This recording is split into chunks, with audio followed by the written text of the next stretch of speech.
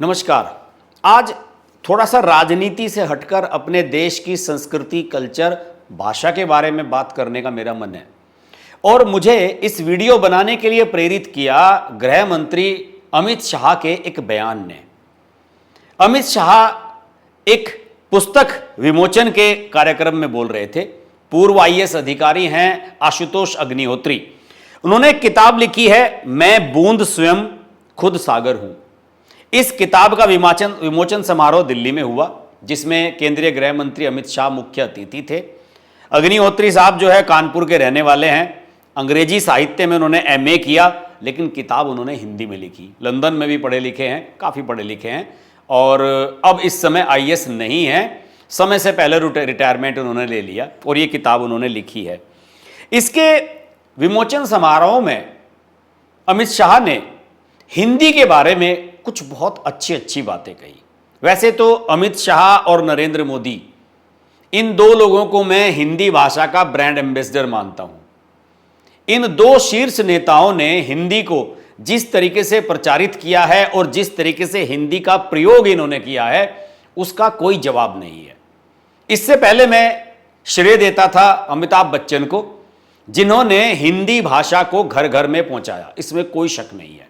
बहुत सारे लोग, साहित्यकार भी इस बात को मानते हैं कि अमिताभ बच्चन जैसे हिंदी भाषी क्षेत्र के अभिनेता का इतने ऊपर पहुंच जाना, इतनी सफलता हासिल कर लेना, हिंदी फिल्मों के विस्तार में अमिताभ बच्चन की बहुत बड़ी भूमिका है और उसी के माध्यम से हिंदी साउथ इंडिया में, देश के हर कोने में, विदेशों में भी पहुंची है। इसमें कोई शक नहीं है। यह अलग दुर्भाग्य की बात है कि आजकल बॉलीवुड की फिल्में जो बन रही हैं, उसमें हिंदी के शब्दों का कम, अंग्रेजी के शब्दों का इस्तेमाल ज़्यादा होता है। क्योंकि जो निर्देशक आजकल फिल्में बना रहे हैं, बॉलीवुड के खास तौर से, वो उसी फर्टर्निटी में, उसी माहौल में पैदा हुए हैं, पले बड़े हैं, जिसमें अंग्रेजी ज़्यादातर बोली जाती है, अंग्रेजी के शब्दों का ज़्यादा इस्तेमाल किया जाता है। यही वजह है कि हिंदी फिल्में उतनी नहीं चल पा रही हैं जितनी दक्षिण भारत की फिल्में हिंदी में डब होने के बाद चल पाती हैं। क्यों? भाषा का सम्मान न करना, अपनी भाषा के प्रति आदर भाव न दिखाना। साउथ की फिल्में आप देख लीजिए। साउथ की फिल्मों में हीरोइनों को बिल्कुल साधारण तरीके से दिखाया जाता है, ज्यादा मेकअप नहीं, ज्यादा तामझाम नहीं, सिंपल दिखाया जाता है, अपनी परिवेश में, अपनी भाषा, अपनी कल्चर के अनुरूप। लेकिन हमारे जो हिंदी भाषा की फिल्में बनाने वाले हमारे बॉलीवुड के डायरेक्टर्स हैं, वो हॉलीवुड की नकल करते हैं और उस तरह के पहनावे हीरोइनों के लिए लेकर आते हैं और उनकी हीरोइनें हॉलीवुड की फिल्मों की तरह अंग्रेजी बोलती हैं। यही वजह है कि हिंदी फिल्में बॉक्स ऑफिस पर वैसा प्रदर्शन नहीं कर पाती जितना दक्षिण भारत की फिल्में कर पाती हैं। उन्हें दर्शक अपनी संस्कृति, कल्चर के ज्यादा नजदीक समझते हैं। खैर, इस विषय पर किसी और दिन बात करेंगे। आज पूर्ण रूप से बात कर रहे हैं अमित शाह के बारे में। अमित शाह ने इस पुस्तक विमोचन समारोह में कुछ बातें कही। हालांकि मैंने इसका कहीं से वीडियो उपलब्ध हो जाए इसका भी प्रयास किया, लेकिन मैं उनका पूरा भाषण वो सुन नहीं पाया। लेकिन मीडिया के माध्यम से जो बातें आई हैं सामने, उसमें अमित शाह ने यह कहा कि आने वाले समय में, देखिए ऐसा समय आएगा कि आने वाले समय में अंग्रेजी बोलने वाले खुद को शर्मिंदा महसूस किया करेंगे और ऐसे समाज का निर्माण अब दूर नहीं है जिसमें हिंदी का सम्मान होगा और हिंदी को बोलना लोग गर्व की बात समझेंगे। केवल वही लोग बदलाव ला सकते हैं जो दृढ़ संकल्पित हैं। ये अमित शाह के शब्द हैं और मेरा मानना है कि हमारे देश की भाषाएं हमारी संस्कृति के गहने हैं। वो सभी भाषाओं के सम्मान की बात करते हैं और हमारी भाषाओं के बिना हम वास्तव में भारतीय ही नहीं रहते।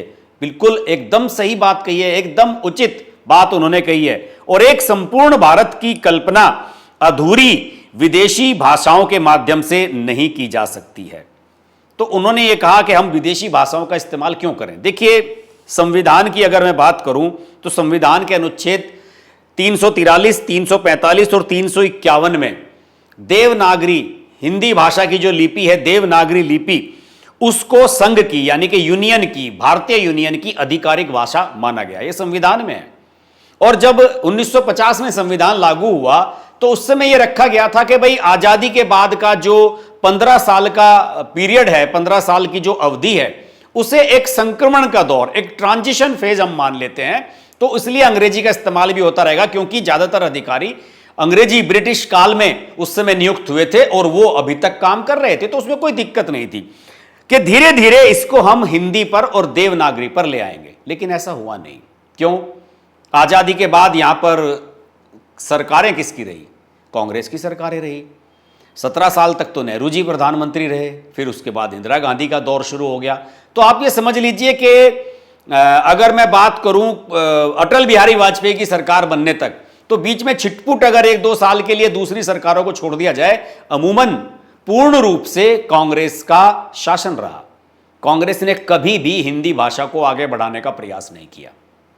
अंग्रेजी भाषा में ही हमारी किताबें चलती रही, हमारी मेडिकल की पढ़ाई अंग्रेजी में होती रही, इंजीनियरिंग की पढ़ाई अंग्रेजी में होती रही, और हमारे जो बोर्ड हैं, सीबीएसई बोर्ड या जो स्थानीय बोर्ड, अगर कुछ यूपी वगैरह जो ऐसे बोर्ड हैं प्रदेशों के, उन्हें छोड़ दिया जाए, सीबीएसई बोर्ड में तो सारी पढ़ाई अंग्रेजी में होती है। कभी किसी ने नहीं सोचा गया।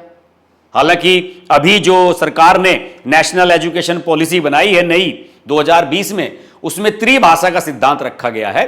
एक भाषा हिंदी, एक अंग्रेजी और तीसरी कोई स्थानीय भाषा, जैसे पंजाब में पंजाबी, तमिलनाडु में तमिल, इसका प्रावधान रखा गया। हालांकि इसका विरोध तमिलनाडु वाले भी कर रहे हैं कि हम हिंदी क्यों सीखें।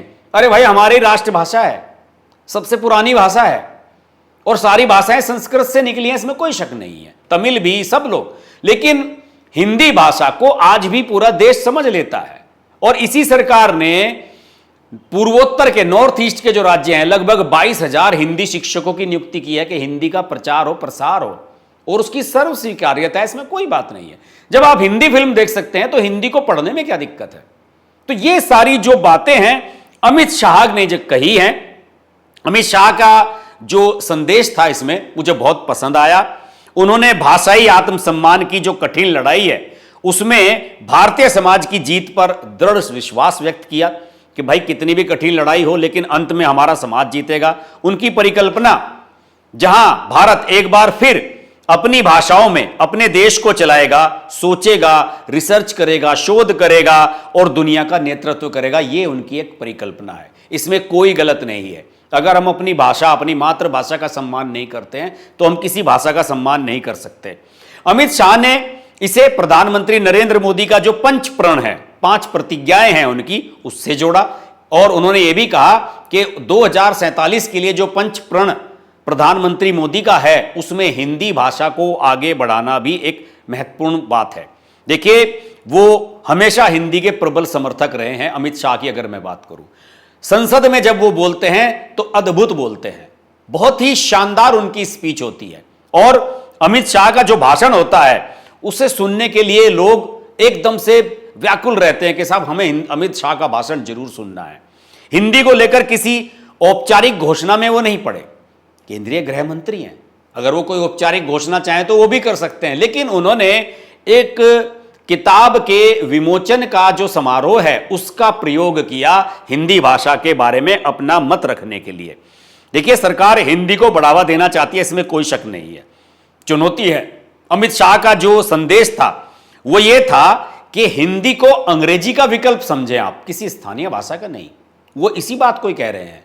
इसके लिए तमिलनाडु के जो मुख्यमंत्री हैं स्टालिन, वो विरोध करते हैं, हम हिंदी को अपनी भाषा नहीं मानेंगे, ये है, फलाना है। तो अमित शाह कई बार कह चुके हैं कि स्टालिन साहब, हम तो कहते हैं कि तमिल का भी उतना ही सम्मान करो जितना हिंदी का करो, लेकिन आपने अपने प्रदेश में, तमिलनाडु में अब तक तमिल भाषा में मेडिकल और इंजीनियरिंग की पढ़ाई क्यों नहीं करवाई? क्यों नहीं अनुवाद कराया किताबों का तमिल भाषा में, अगर आप तमिल का इतना ही सम्मान करते हैं तो अमित शाह इसी थ्योरी पर चल रहे हैं कि सारी जो भारतीय भाषाएं हैं एक दूसरे की मित्र भाषाएं हैं, और 9वीं तक के बच्चों को, 9th क्लास तक के जो बच्चे हैं उनको हिंदी भाषा अवश्य सीखनी चाहिए। इसमें कुछ भी गलत नहीं है। ये पूरे देश में बोली जाने वाली और समझे जाने वाली भाषा है। और देखिए, उन्होंने अपने यहां भी प्रयोग किया है।